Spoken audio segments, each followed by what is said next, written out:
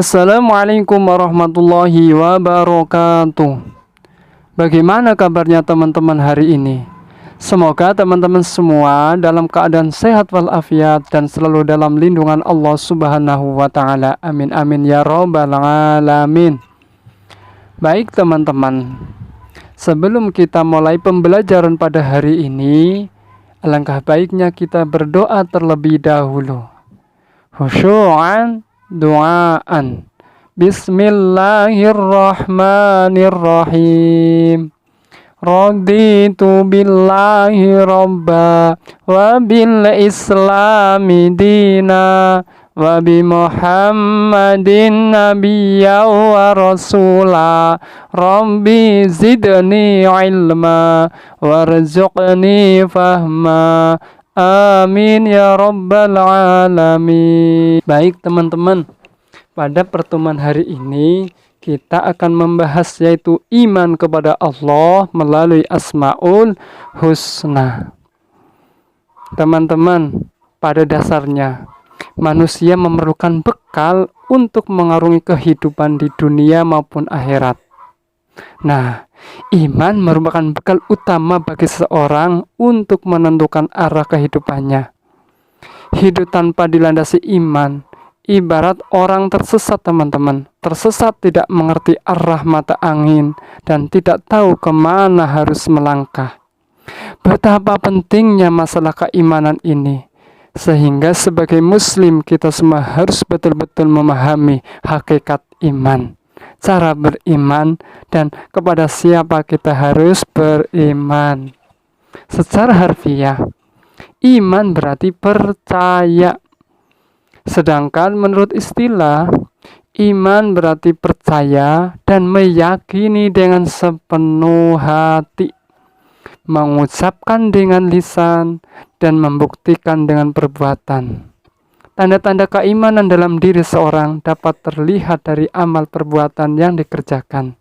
Karena kepribadian diri seorang merupakan pancaran dari iman yang ada di dalam diri seorang. Iman kepada Allah Subhanahu wa taala merupakan pokok dari seluruh iman yang tergabung dalam rukun iman.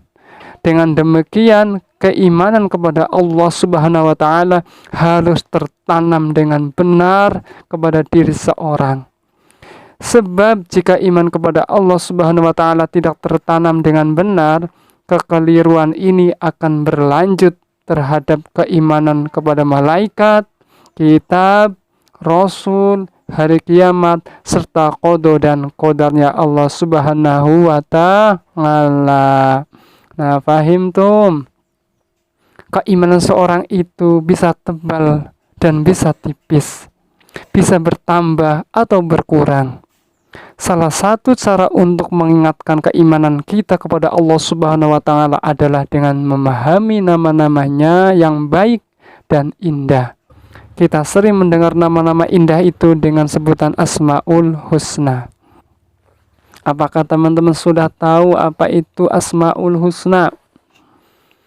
Asmaul Husna. Asmaul Husna artinya nama-nama Allah Subhanahu wa taala yang baik. Allah Subhanahu wa taala mengenalkan dirinya dengan nama-namanya yang baik. Rasulullah sallallahu alaihi wasallam menjelaskan bahwa nama-nama Allah Subhanahu wa taala yang baik atau yang sering kita sebut Asmaul Husna berjumlah 99. Barang siapa yang menghafalkan, maka Allah Subhanahu wa taala akan memasukkan ke dalam surganya. Pada bab ini hanya 4 Asmaul Husna yang akan kalian pelajari, yaitu Al-Alim, Al-Khabir, As-Sami, Al-Bashir. Yang pertama, Al-Alim. Al-Alim artinya Maha mengetahui. Allah Subhanahu wa taala Maha mengetahui yang tampak atau yang gaib. Pengetahuan Allah Subhanahu wa taala tidak terbatas oleh ruang dan waktu, teman-teman. Segala aktivitas yang dilakukan oleh makhluk diketahui oleh Allah Subhanahu wa taala. Bahkan peristiwa yang akan terjadi pun sudah diketahui oleh Allah Subhanahu wa taala. Dengan kata lain, pengetahuan Allah Subhanahu wa taala itu tanpa batas. Luar biasa kan, teman-teman? Yang kedua, al-khabir. Al-khabir artinya, teman-teman, adalah waspada. Mengetahui perkara yang tersembunyi. Allah Subhanahu wa taala menciptakan miliaran makhluk dengan berbagai ragamnya. Semuanya diketahui oleh Allah Subhanahu wa taala dengan detail, penuh kecermatan dan kewaspadaan, baik secara lahir maupun batin. Tidak ada satu penciptaan Allah Subhanahu wa taala yang salah sasaran. Ini menandakan bahwa Allah Subhanahu wa taala maha waspada. Yang ketiga, as-sami', artinya maha mendengar. Allah Subhanahu wa taala maha mendengar semua suara apapun yang ada di alam semesta ini. Pendengaran Allah Subhanahu wa taala tidak terbatas, tidak ada satupun suara yang lepas dari pendengarannya. Meskipun suara itu sangat pelan, teman-teman. Yang keempat, al-bashir. Al-bashir artinya maha melihat. Allah maha melihat segala sesuatu walaupun lembut dan kecil.